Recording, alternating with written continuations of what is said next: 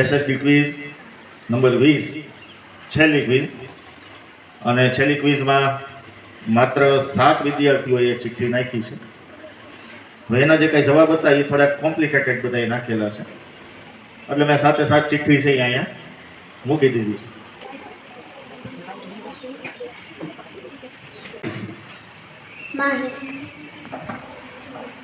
તાલીમ પર પહેલો પ્રશ્ન છે, વસંત ઋતુ સામાન્ય રીતે કયા મહિના દરમિયાન આવે છે?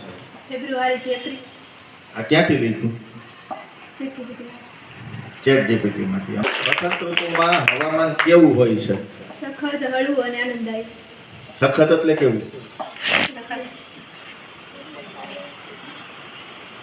સખત એટલે કેવું? હળવું. તો બરોબર છે. મતલબ સખત એ લખ્યું છે ને. ઠંડુ. સખત કેમ લખ્યું? બાબુ હા. તો ખોટું.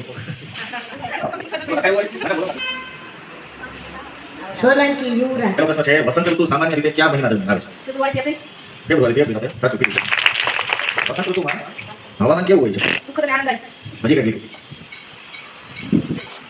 ત્યાં છે તે ચીઠીમાં લીધું. હા, શું લીધું? સુખદ. એ લીધું. મેગા ક્વિઝમાં આવું થાય. હળવું. વસંત ઋતુમાં વૃક્ષો પર શી અસર થાય છે? વૃક્ષ. પાન. તે લીધું.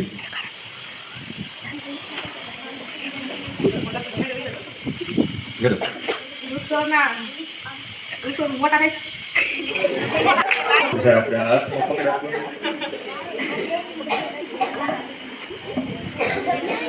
ચાન્સ કેવો ગુમાયો મેગા ક્વિઝમાં? કોની છે?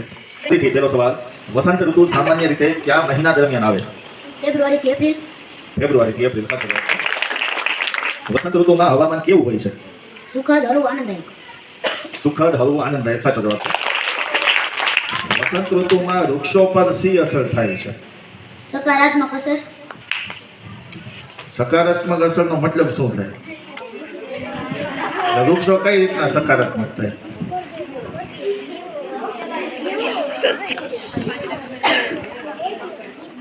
વૃક્ષો સકારાત્મક કઈ રીતના થાય?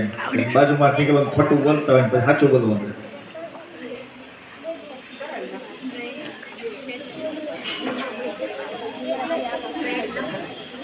નથી આવડતું?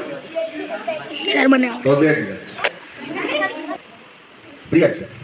હા, બરોબર. વસંત ઋતુ સામાન્ય રીતે કયા મહિના દરમિયાન આવે છે? ફેબ્રુઆરી થી એપ્રિલ. ફેબ્રુઆરી થી એપ્રિલ. સાચો જવાબ છે. વસંત ઋતુમાં હવામાન કેવું હોય છે? સુખદ અને સમશીતોષ.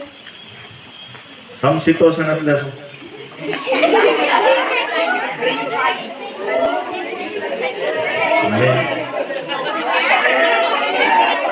સમશીતોષ્ણ એટલે હળવું નહીં. મારે એક ઇનામ બચાવવું હોય ને પાછું.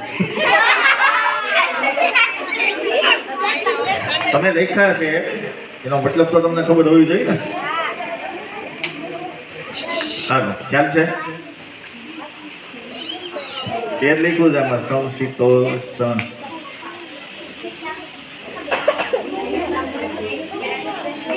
નથી ખ્યાલ તો બેટ લખ.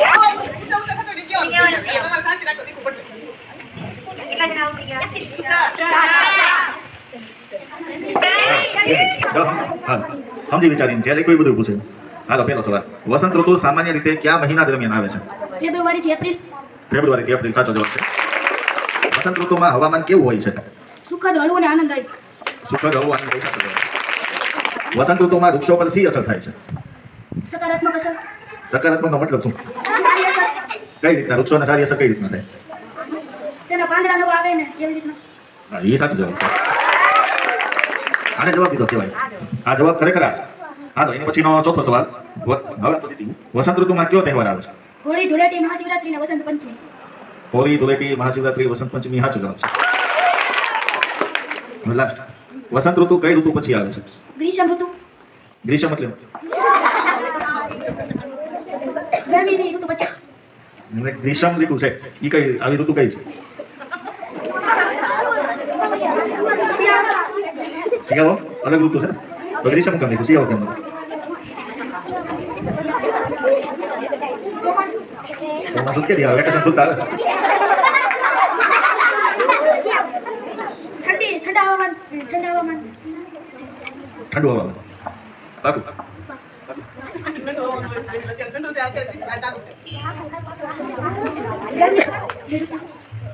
ગરમી ગરમીની ઋતુ કઈ હતી? ગ્રીષ્મ અરે, ગ્રીષ્મ ઋતુ છેલ્લી વાત.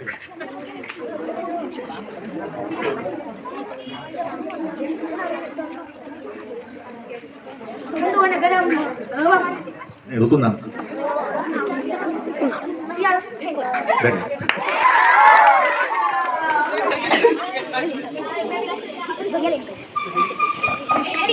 આવજો. હાલો તો પાછો પેલો સવાલ. વસંત ઋતુ સામાન્ય રીતે કયા મહિના દરમિયાન આવે છે? ફેબ્રુઆરી ફેબ્રુઆરીથી એપ્રિલ. સાચો જવાબ છે. વસંત ઋતુમાં હવામાન કેવું હોય છે?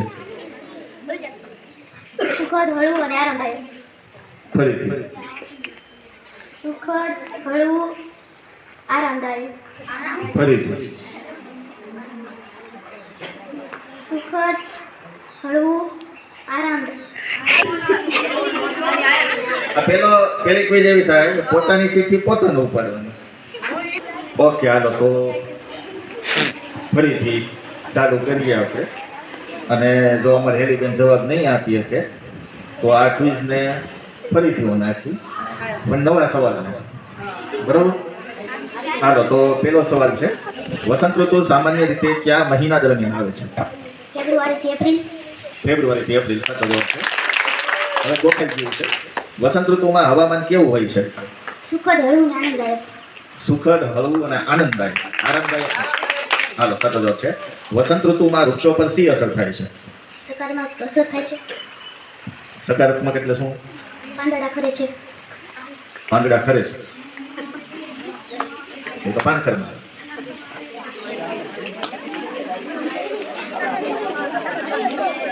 ફરીથી પાંદડા ન આવે છે પાંદડા નવા આવે છે. ચાલો એ સાચું.